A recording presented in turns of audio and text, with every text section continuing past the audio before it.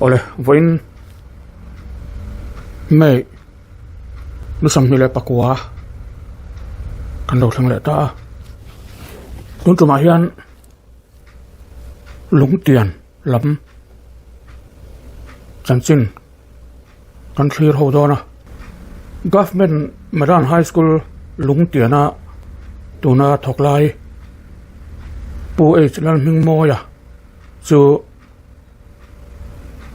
government Aizawl High School transfer ania hemi chung chang hi tun tuma kan thlir ho tur chu ania ti chuan he transfer ani na hian a ai o tur da ani lova chu wang chuan lungtian khotlang a por sang suai tu te Intelcom Joint Coordination Committee din alo ngai pha ta ti chuan heng Joint Coordination Committee lungtian te hian an lung oi lo thu chwa an ron siama hemi chung chang hi kan han clear hawanga ti chuan press release an siama hi karon chair chuak anga an in ang hian chumi zawa chuan sarkar lama he an order suit tur an ngen na lekha te po karon chair ton pok ani ole an PR hi lo ngai that yang he an PR hi nisom ni le pasari nimin pia a an ti chwa kha ania Directorate of School Education Mizoram Office Order number antia number 100 alanga pu age lan ming moya government Madan High School lungtiana thoklai government Aizawl High School a transfer chungchanga lungtian khotlanga VC le joint VC le NGO sang Intelcom ten Joint Coordination Committee lungtian din ania Joint Coordination Committee hian ni som le pakwa thanga sang ni som ni le panga khan pu age lan ming moya transfer order hi min li sakturin education minister le education director nen angin na alo thlen to ani veni thanga kan ngen na ten omji ala nei lo hi thriathiam har kan ti in khotlang mi pui za lo na le zirlai te ma khongai lo na kan ngai ani pu age lan ming moya hi government Madan High School lungtian atanga transfer ani chuan subject poimo tak mathematics zirtir tu an omlo mai baka regular teacher pakhat chi om to don ti na ania tuna regular teacher om chun po hi natna khir tak nei lai ani awangin government Madan High School lungtian kalzel dan tur hi akhir hle ani government Madan High School lungtian hian hun re takatang to khan headmaster nget UDC 4 grade le chokidar te po nei lovin tundin muna thok tu ten an thalo thokhomin chokidar an chorang he heya sarkara po kan har satna le mamona hi voi tam tak kan lo thlen to thin chuti mek la ya Mizoram sarkarin subject poimo tak mathematics teacher le regular teacher kan nei chun hetianga min lak chu sak mai hi thiam har kan ti in poi kan ti tak zeta zirlai te ma khongai lo na lian taka kan ngai ani tin pu Dr. Loren Lalpek lian chinja longtai is bia tu MLA ani hun chunga hetiang thila thleng hi pui kan ti tak zeta rang theang pera transfer order hi suit ani theinan a ma min lak sak turin kan be sei bok hetiang hi kan tin munan ya wangin sarkar kan ngen na anga kan zirtir tu nei that ber pu es lal ming moya transfer order hi mei ni sam thum le pakhat sang ni sam le pangaral ma nge ya cancel ani lova apos ngai a da ani lo chuan lungtian khotlang in transfer kan rem kilomani ti lan tirnan Joint Coordination Committee huai hotin zirtir tu te zirlai te school culture kan danganga total ben huai hotin National Highway kan dang chatang tin PR anron chua heta hian chairman Joint Coordination Committee lungtian te secretary Joint Coordination Committee tele President Village Council Court lungtian 1 President Village Council Lungtian Chu President Lai Women Association Lungtian Uan Branch President Young Lai Association Lungtian Uan Branch President Lai Women Association Lungtian Chu Branch President Lai Ram Upapol Lungtian Uan Branch President Joint Young Lai Association Lungtian Le President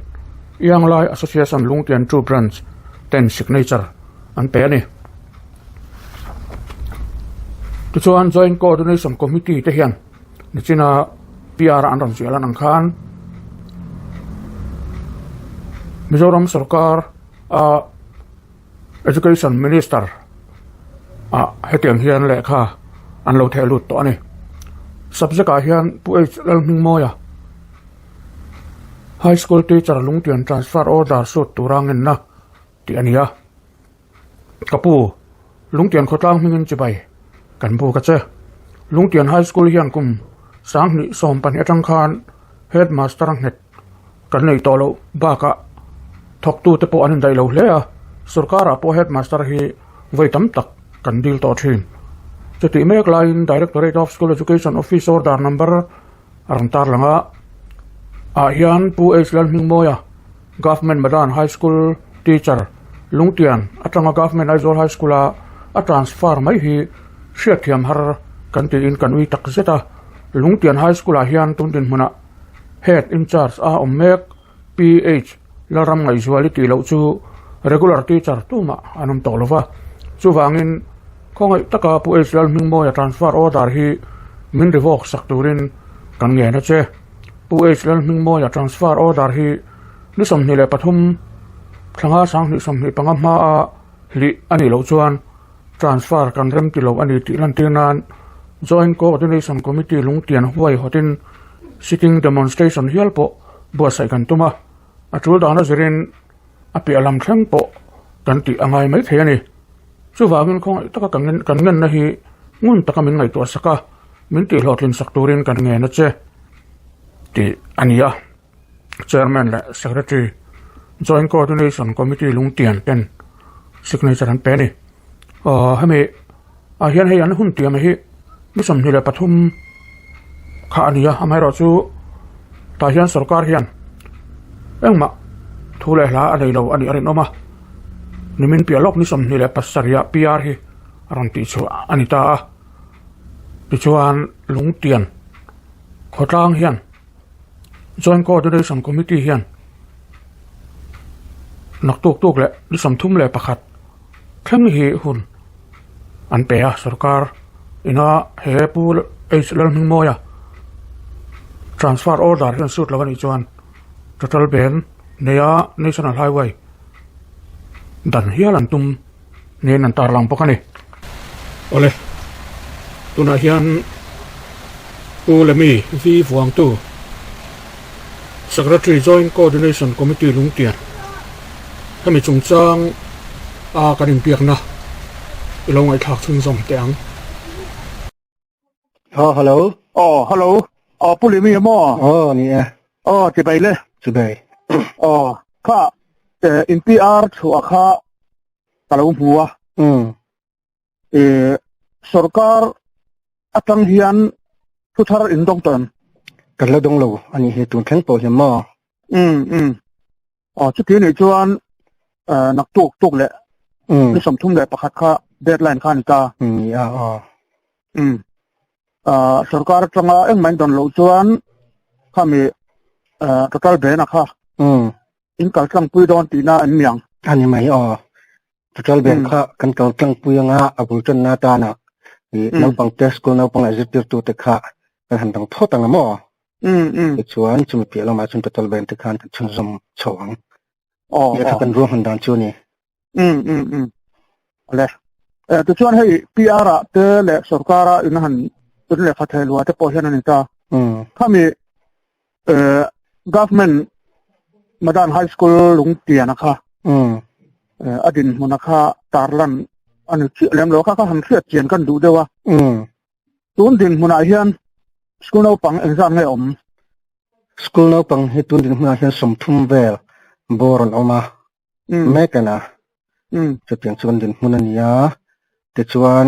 ที่ข้านินอดินหุ่นกลางปืนข้าก็ใช้โชว์ไม่ได้นะมีใช้โชว์ไม่รอจะเตี้ยตัวสัตว์เต้กันปีอารักขันที่ปกขานินกันเรียกหลังนั้นก็ใช่เลยเดี๋ยวเจ้าเราสังกันสังหิสมปัญญาตั้งขันheadmaster เฮตข้าอันลูกตาส่วนเฮลัยจะเตี้ยตัว regular เตข้านิน head in charge ข้าอันละตาแต่ส่วน LDC กันที่UD กันที่แต่ที่จบกระดาข้างอัง for grade นั้น teaching staff ผมชื่อมาค่ะอันลูกผมชื่อตาคติคนไรจังตัวข้ามดังนี่สองปัจนี้ headmaster กันนี่เราจังได้ตัวข้างแต่ชวนสกุลเลยมาชวนนี่ไงดาวลูกตัวเตะไงมั้งแต่ข้าอังเชิญวังคานทุกตัวเต็นอันหล่อจังเงินปีอ่อนข้าอันชอบอันนี้อันหล่อข้าอันถกโคมาข้างอังลูกตัวราคาปีอ่อนข้ามั้งอันนี้ชอบแต่ชวนตัวไหนเขียน head in charge ไม่คือ regular ชวนนี้อันนี้เราว่าเขียนHindi teacher ประคัดมา regular อันนี้ถ้าว่าจูปอจูไม่รู้จู Hindi teacher คัดจู subject language ข้าอันนี้เวลาเด็กเล็ก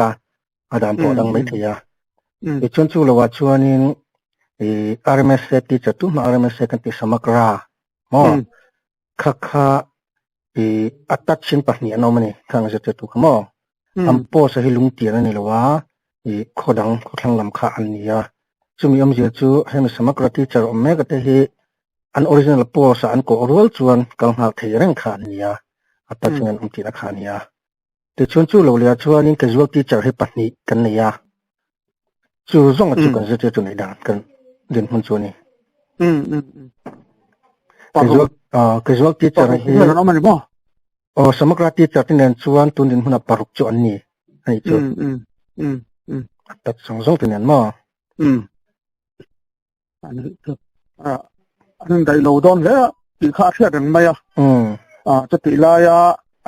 regular ประคัด regular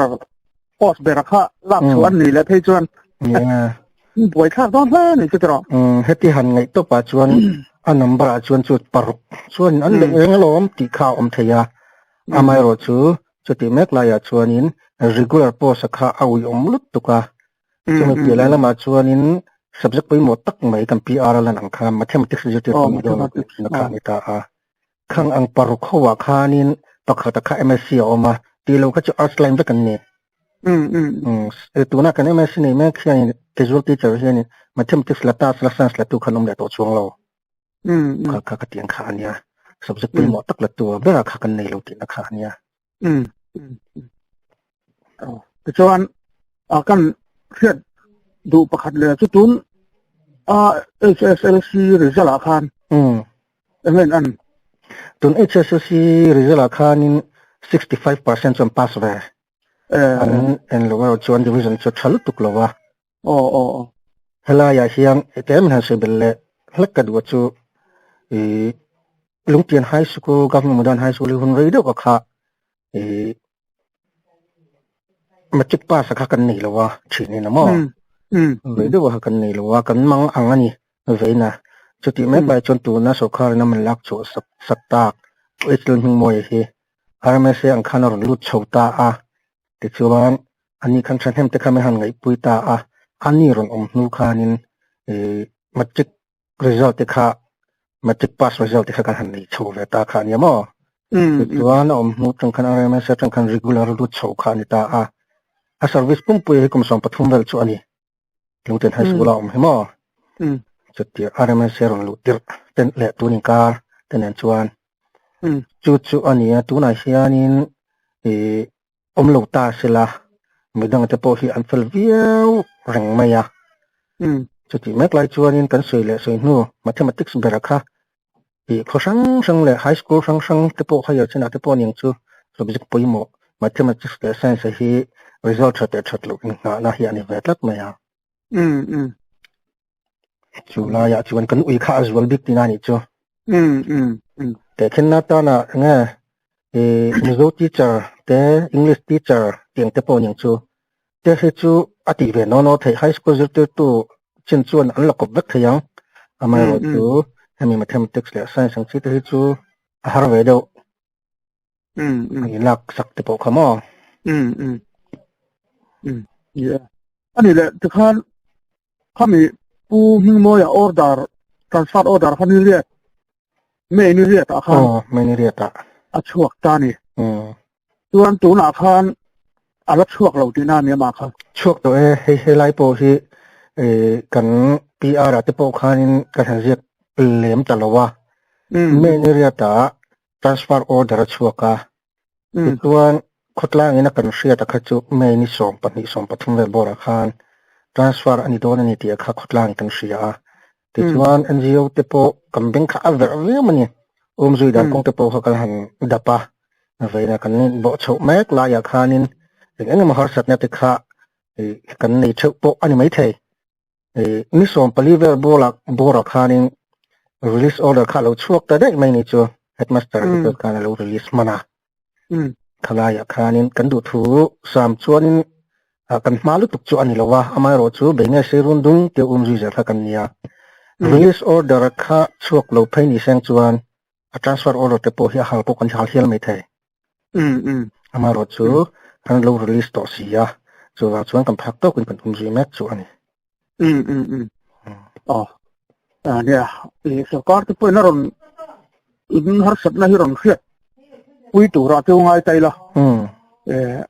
บอกว่าถ้าเราชอบจะพอเข้มปัดไทยเท่ากันอยู่ในสนามไฮเวย์เที่ยวกันให้เจ้าเซ็นเตอร์ทั้งเฮียนในปีหมอเฮียนี่ก่อนนี้เสร็จแล้วบอกว่าถ้าชอบก็ทั้งตัวเราง่ายละกูจะกันดูทุกสามแบบนี้ปูเล่นมึงโมยให้อันดินมันชุ่มกันมันจะพอให้กันเสียปุยลุตุกะอามารู้จูกันดูเบราจูให้มันสมบูรณ์ปุยหมดที่จะให้สกัดให้มันเปลี่ยนที่สิละมาไม่ใช่ให้มันเปลี่ยนที่ลงนี่ปุยินตัวให้มันเปลี่ยนสิละที่กันดูเบรานี่ตัวนั้นมาให้กันติงรองลูกค้าอันนี้เลี้ยมหรอวะตัว regular post เลยสมบูรณ์ปุยหมดจุดตัวค่ะมินเปเทสิละที่กันดูเบรานี่กันมินเปเทลงนี่ชวนนี่อาทิตย์จนชินานอกกันตุ้มเวียตัวนี้นะชวนมั่วจุดที่รู้ตัวนั้นสวยเลยสวยโน่นั่นที่จริงสตาร์ฟของชิมโปฮีมีเสียนั่นสักสิละที่กันดูมั่วเนี่ยข้าอินมาจากเรื่องจะปอนถ้าชาวเวียวะอธิลายอดีตมันไงตัวชวนเห็นตัวกันแล้ววะนี่มาสอนเสียตัวปออินเบสเซลายน์นุ่งตัวโซ่ก็อาคาอันนั้นตัดเลี้ยวไหมอ่ะข้าเตียงกันอีกจวนเราถึงไม่ตัวร่างยังแต่เนี่ยฮันใส่เบลดูเต้เนี่ยกันสีจรุดเดือดถกขาอันนี้ไหมอ่ะนักเรียนมาด้านไฮสคูลเลยที่ใส่เลยใส่นู่นจูกันดินหุ่นเลยที่อักเขระที่อะไรตัวสกัดสังกันโหลฟันตัวคงได้สกัดที่พอกันโหลเทนฟูตัวกันหาสักเลยมันเนี่ยสกัดที่พอกันเทนตัวที่เฮียนมิโซรามาจะพีเอ็มสกัดฮัลโหลตาฮัลโหลลัลตาเตียงให้กันดินหุ่นนี้ชวนกันสกัดเฮียนกันหาสักเลยเจียงแต่ก็มันเสร็จนอนสักแบบสิละปูลังหิงโมยโพสมานี่แล้วนี่ปูอินไอโอตัลละฮีมินเปทสิละที่ชวนเฮดมาสเตอร์ที่ปูอันนี้เงยมินเปสิละที่กันดัวชูบาปัจจุบันนี้นั่นทีชิงสตาฟUDC กันติดแต่จกกระดาข้างห้องที่ปูค่ะอันปุยโมดานะค่ะไฮสคูลชวนนี้กันชาวบ้านกันสวยวิ่งไงแล้ววันUDที่ปูอันโลกตากขันส่วนเหตุจะเปลี่ยนขันอยู่ดีนักทุกทีนักอันนี้ไม่ปุยโมเจจูนักปัง registration ที่ลงเงินอยู่ดีตลอดส่วนทุกทุกขันง่ายช่วงฟอร์มฟิลป์เราหัวหน้าขังจงอยู่ดีน่าติดตัวค่ะ headmaster นัดที่วิกขันง่าย headmaster เตตุลายคอมพิวเตอร์ไอ้วิกกันยาคอมพิวเตอร์อันโล advanced ลุตุกโลนี่ไปขันส่วนที่เขาบอกทักที่ไม่ขังที่พวกเขาทุกตะการมันในตัวสักที่กันดูสุขาเฮียนกันหาสิ่งที่ต้นจุ่มกับมูฟมันจังเฮียนมันเสียดน่าสักเสละที่ปอยลุตุกอัดหันมาเฮียนที่ไม่จังกันเงินนั่นแหละกันดูนะปอยเฮียนในสักเดียวแล้วนี่กันมาหมกนะอันนี้รอกมามันตีโลกินสักเงี้ยสละที่กันดูแบบจวนนี่ อ๋อเลยข้าก็กันหันเสียดูเต้เที่ยงเลยจวนเล่นมินหันสิละอีกคนคือตักไหมมินเปะกะล้อมแล้วไหมเก็บพวกล้อมอ๋อเลย